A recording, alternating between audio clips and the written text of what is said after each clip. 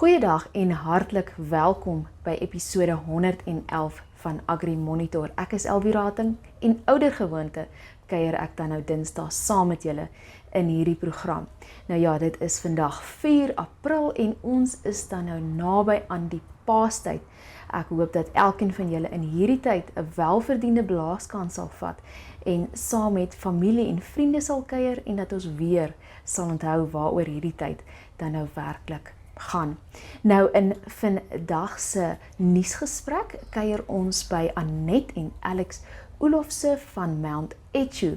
Nou hulle is betrokke in teenstropingswerk vir renosters met Annette wat nou ook 'n weeshuis vir renosterkalfies bestuur. Nou ja, dit is dan nou renosterkalfies waarvan die ma dan nou dikwels gestroop is. Nou hulle voeg hulle stemme nou by 'n groeiende groep mense wat dan nou sê die wettiging van handel in renosterhoring sal die swart mark of die onwettige marke van sy stukrag ontneem en dalk dan nou op die eind die renosterbevolking van die wêreld red. Dan nou baie interessant wat hulle in vandag se nuusgesprek hieroor gesels. Dan nou ook in vandag se Plaas Toe kuier ons by AgriBank se tegniese adviseur Erastus Ngaruka. Nou hy gesels oor hoe om grassoorte te identifiseer. Nou ja, gras is dan nou ook belangrik om te weet vir watter is meerjarig en minderjarig en belangrik vir weidingsbestuur. Ons hoop julle geniet vandag se episode, bly ingeskakel.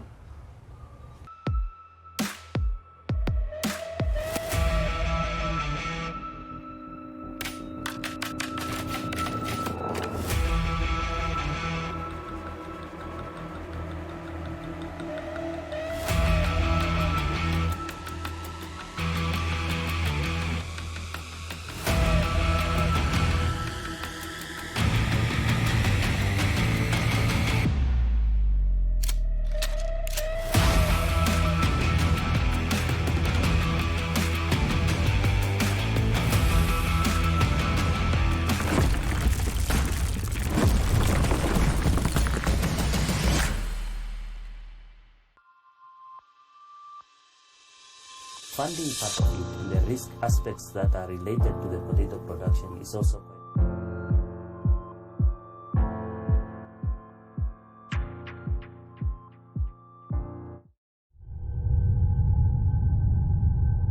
All these countries who vote against the African countries at CITES, they will be the cause of the extinction of rhino. I'm Annette Oelofse. I'm a born Namibian and this is my home. I'm from Etjo, built up Etjo together with my husband, and this is my life, my way of life, and with that came the conservation for rhinos and the raising of orphaned rhinos. So the very first rhino that I received was a black rhino, and she was a heifer, and she was only 7 days old. The vets brought her in and they said to me there's a 10% living chance, and to me it was, you know, where there's life there's hope, and by miracle she did it. We pulled her through. Today she's 28 years old. She's got 10 calves.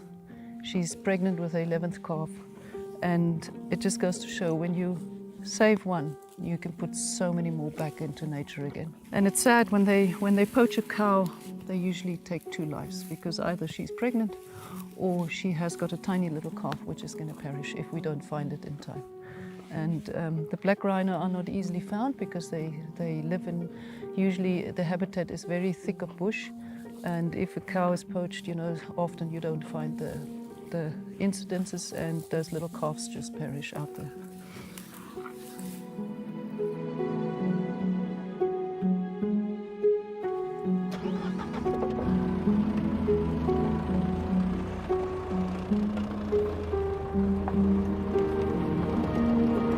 My name is Alex Oelofse. My family and I run and manage the Okonyati Private Game Reserve, on which we have Etjo Safari Lodge, and also run a rhino orphanage under the Etjo Rhino Trust. I'm going to talk to you today about rhino poaching in general and the problem of poaching in Africa, where it comes from and for how long it's been going on. Poaching in Africa has been happening for roughly the last century. In the 70s, the CITES Convention banned the trade in ivory and rhino horn. For the people who don't know, CITES is the Convention on the International Trade of Endangered Species. In the 1950s, we had about 100,000 black rhino in Africa. Today, we have roughly over 5,000.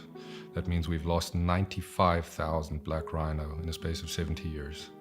That means we've been losing more than 1,000 rhinos a year. And even with the ban on the trade in rhino horn, rhino poachings just kept going. Statistics for the last 70 years just show one way, and unfortunately that shows that in the next 15 to 20 years, we won't have any wild rhino anymore. Poaching really hit the media when it became bad in South Africa in 2010.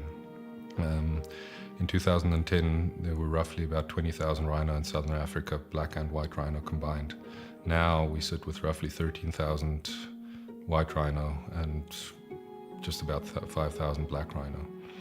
Kruger National Park, which according to their statistics in 2010 had 11,000 rhino, now unofficially due to counts, they have about 700 rhino. And this just shows that it's not stopping. The ban on trade in horn, anti-poaching efforts to educate the users of horn, it's not stopping the poaching. We just keep going in one direction. In the beginning, when my journey started with orphaned rhinos, it was like rhinos from sick mothers that had died or succumbed to illness or old age. So we had just few rhino calves coming in, and we nurtured them, and we brought them up back and released them back into the wilderness. But lately, the poaching has increased dramatically.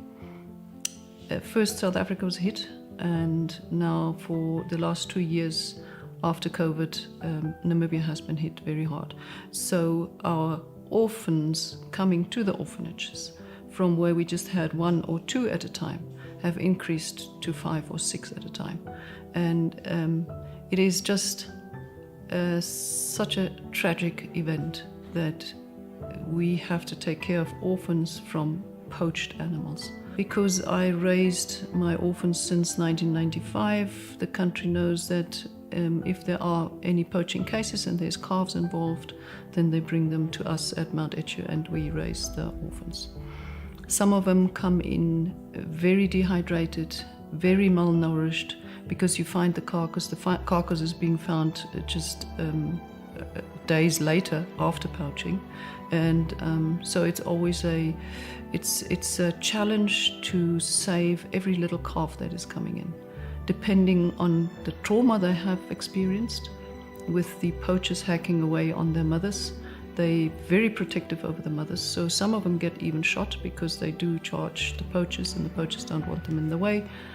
Some of them we receive with bullet wounds, some of them we can save, some of them are very dehydrated, and it's my challenge to get them, first of all, trust me as a human again, to break that barrier, and then also to get them back to a healthy little calf that they can survive.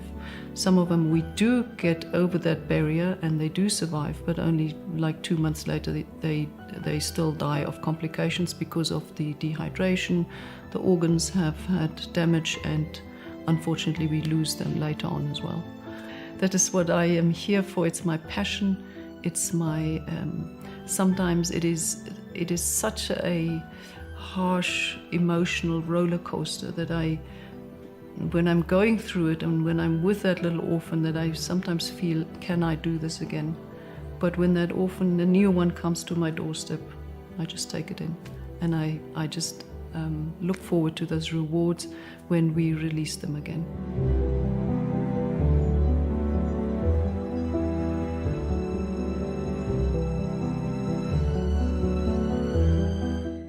Why is poaching such a big problem? And with everything in our modern day world, it's all about money. So rhino horn on the black market is worth a lot. The raw horn is worth about 60,000 US per kilo. And that's just for the raw horn on the black market in Vietnam. The Asian market is the biggest market in rhino horn, so a lot of it goes to Vietnam, and from Vietnam it then gets smuggled back into China.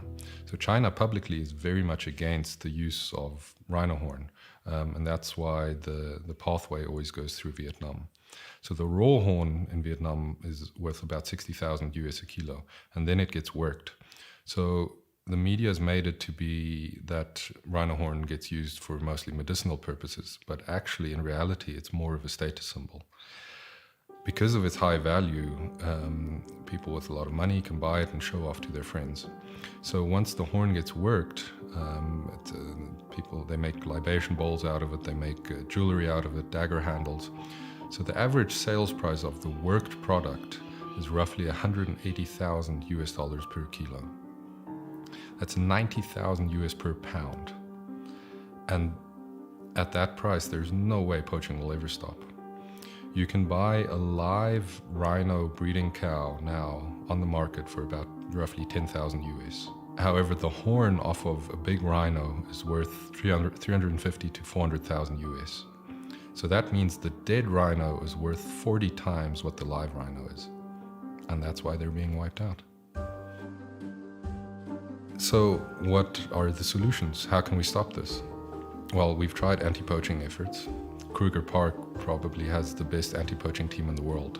They have 4 full-time helicopters. They have dogs who jump out of helicopters with parachutes to chase poachers. It's a full-on war there, and yet they keep losing rhino. They've tried educating the users. Jackie Chan, Yao Ming, the famous basketball player, they've had a huge campaign to try and stop users from using rhino horn.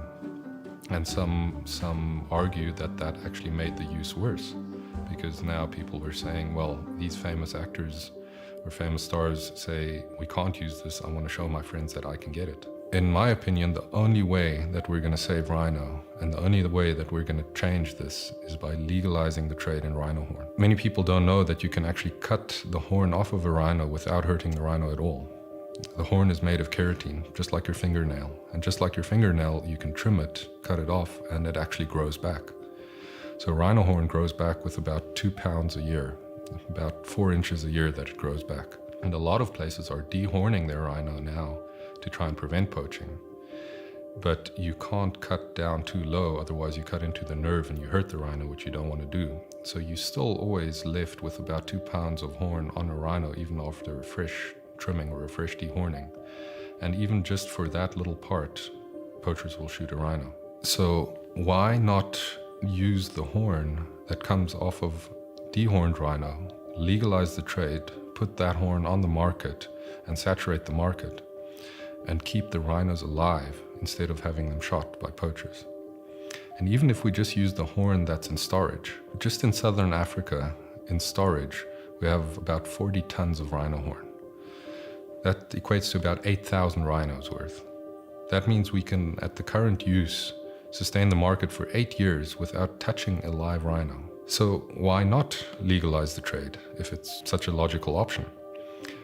Well, everything when it comes to the trade in rhino horn is governed by CITES. One of the strangest things is that according to CITES and with all the right permits and fully legal, you can export a live rhino to Vietnam or China from Africa. And you can export a rhino that was hunted as a trophy with the horn. However, you cannot export just the horn. And you ask yourself, why not just change it? Well, the problem is when it comes to CITES, CITES is a convention, and there are 183 countries that are signatories to CITES. And then the European Union gets 1 vote as well. So there are 184 votes at CITES. And whenever an application gets put in for something to be changed at CITES, all those countries need to vote. And unfortunately, only 11 of those 183 countries actually have rhino. And only 2 of those countries have the majority of rhino still alive in the world. And yet each and every one of those countries get a vote. And every time countries such as Namibia, Eswatini, South Africa, Zimbabwe go to CITES with applications on legalizing any trade, they are just outvoted by all the other signatories to CITES. And the shame is that most of these countries voting against these applications they don't take the time to inform themselves and educate themselves about the problems. Some of these people don't even know that rhino horn grows back when you cut it off. So to me, you can't blame the poacher on the ground for poaching a rhino. You look at Africa, it's with the average unemployment of about around 40%. And people are just trying to feed their families. Can you really blame the user? You look at China, it's 350 million people just in the middle class, people with money to spend, and yet they're cut off from the rest of the world. They can't get on the internet the way we can. They don't know what's happening here. So can you really blame the end user who've been using rhino horn in their culture for the last 3,000 years? There's texts where they have depicted rhino horn about 2,500 years ago, used in Chinese culture. So you can't really blame them. But to me, there is a certain part of the world that you can blame, and that's all the Western leadership in this world. The leadership of Europe, the leadership of the US, all these countries who vote against the African countries at CITES, who don't take the time to educate themselves to our problems, who don't take the time to listen to people on the ground, to what solutions we have. They will be the cause of the extinction of rhino.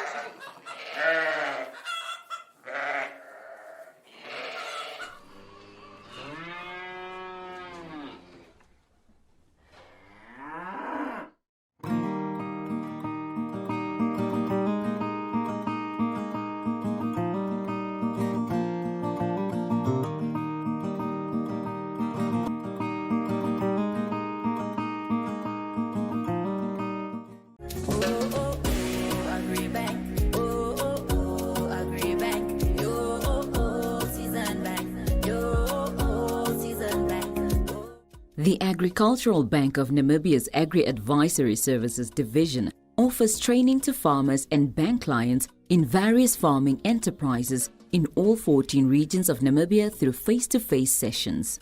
The AgriLearn online platform will share production content on various agriculture farming enterprises to build the knowledge of farmers from all walks of life. Join us as we embark on this virtual journey towards sustainable farming, as we zoom into the basics of rangeland management. Good day, farmers. My name is Erastus Ngaruka. I'm the technical advisor for livestock and rangeland management in AgriBank within the division known as Agri Advisory Services. So today we are going to talk about grasses, and we are going to talk about the lifespan of the grass species that we have.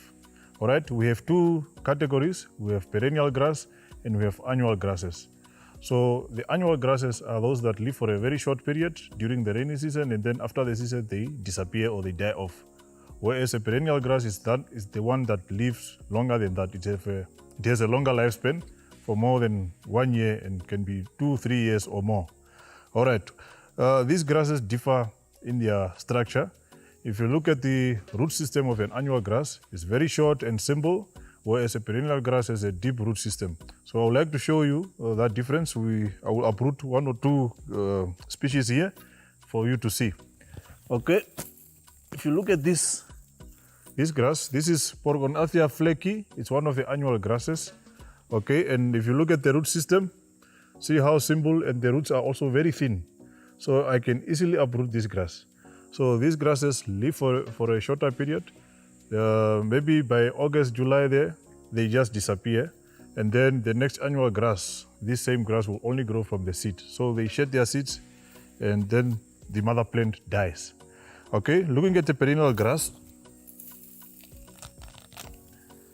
see the difference? The perennial grass have a very deep root system, also complex, and it's also difficult. You could see how I was struggling to pull it out. So this roots have to go as deeper as they can to extract moisture, to extract soil nutrients and so forth. And then it has to grow very big, see all this volume, so it takes longer to grow. About 3 months, then it matures and also produces seeds and could be ready for grazing. So these perennial grasses do not die, they only lay dormant. So at the end of the rainy season, when they start to dry up, they withdraw their nutrients and store them below here, below the ground, in the root system. And then they shed the seeds, so the next perennial grass will also grow from the seed that was shed, and then again, from the mother plant, it will regrow. So new tillers will start forming in the beginning, at the onset of the rainy season. So these are the grasses that we need to also maintain. We need to have a good sense of these perennial grasses on our grazing areas, because they also help us, they protect the soil. They prevent soil erosion and so forth. So it's better to have more perennial grasses than annual grasses on your farm. Otherwise, if you have only annual grasses dominating, so what if they die by the end of the season? Then you have almost nothing on your grazing area. So please let us maintain good stands of or a heavy density of these perennial grasses. Okay, and even in terms of utilization, these grasses, we have many perennial grasses in terms of species. We have Sencres ciliaris, for example. We have Smithia papaphoretes. We have Antephora. So amongst them, there are also those that the animals prefer more than the others, even though they are all perennial. It doesn't mean that all perennial grasses are desired by animals. We have the bad ones, the ones that the animals don't like at all, like the Smithia, the Aristata stipitata, for example, because it's also difficult for the animal to eat. Okay, so let us always maintain good perennial grasses. We need to identify all the good species and have them on our farms. We can either propagate them, plant them, or reseed our rangeland by collecting the seeds from the good perennial grasses. That's it for now. Join us next time for more valuable insights. Make sure to subscribe to our YouTube channel to avoid missing out on new content. Also, follow us on Twitter, Facebook, and Instagram pages for more content.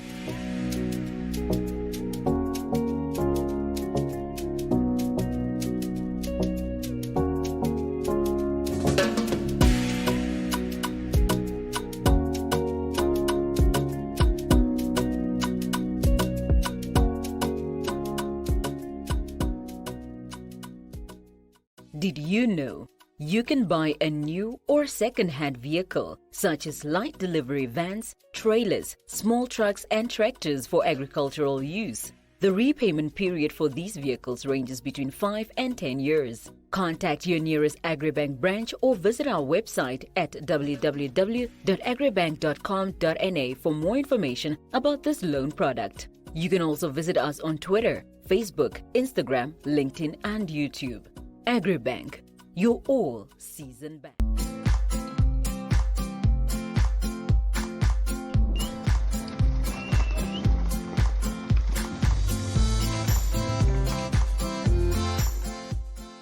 Van dese week se veilingdatums lyk dan soos volg. Op 4 April hou Agra veilings op Namatubis en Riobot, Karoo Oes op Onderombapa en die NLA's met 'n groot en klein veeveiling op Bloemvelde. Op 5 April is Agra met veilings op Grootfontein en Windhoek, die NLA met 'n veiling bok en skaap by die private skool Excelsior op Aruap. Op 6 April is Agra met 'n veiling op Gobabis en Blouberg met 'n veiling op Otjiwarongo.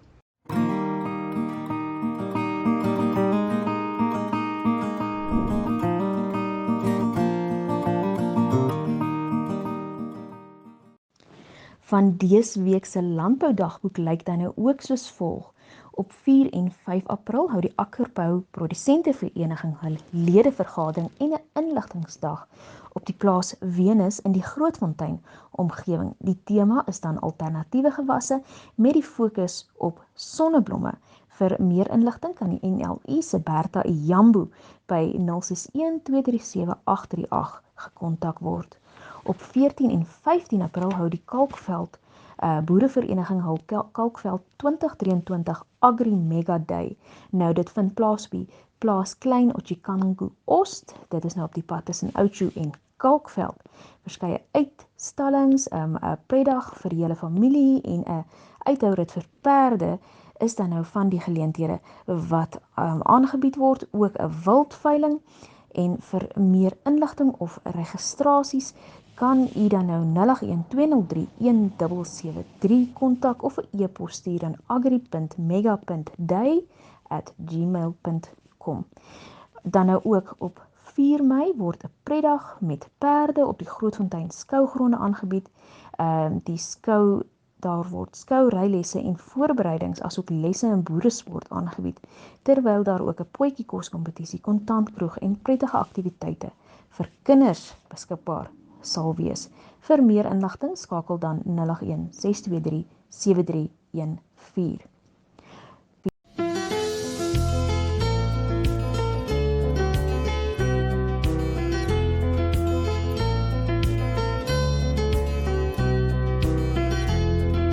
Wat dan nou van dese week se vleispryse betref, volstaan ons eers by verlede week se vleispryse, omdat die jongste vleispryse nog nie beskikbaar is nie.